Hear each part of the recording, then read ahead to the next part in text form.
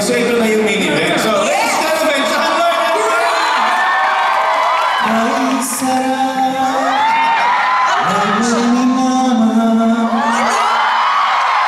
ang daigdig ay kulay at buhay.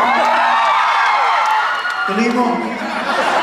The rest po, you can listen to it sa album po. yes!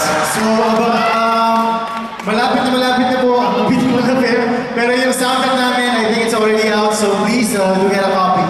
Congratulations, you guys, of course, on the Mistress. Thank you, and now, thank you, Mr. A Beautiful Affair. Abangan niyo po yan sa ating primetime bilang sa ABS-CBN.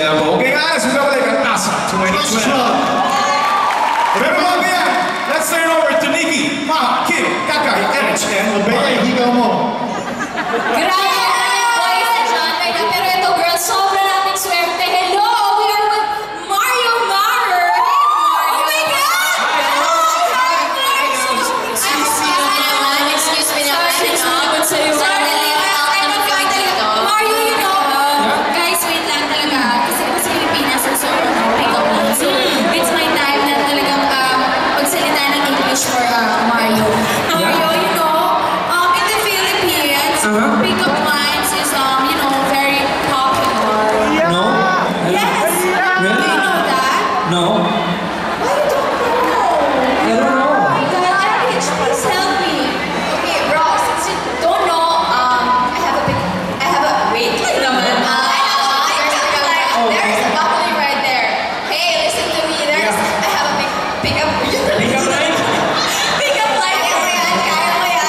Pick-up line for you. Okay, you just have to answer, ask me why, and then, why means bakit, okay? Okay, sige. Kaya ko to. Mario, are you tired already? Bakit?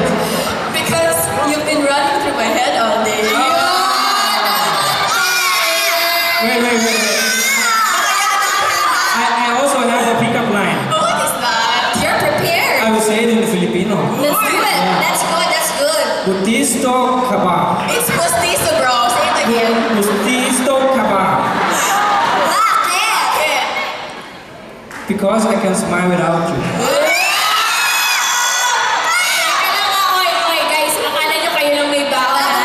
Kasi nga kayo may baon, wala Manila. Excuse me for that. I have a pick-up line for you. Napakaganda mo, Kaka. What is that, Kaka? I think we're meant for each other. We're Bakit? meant for each other. Bakit? Because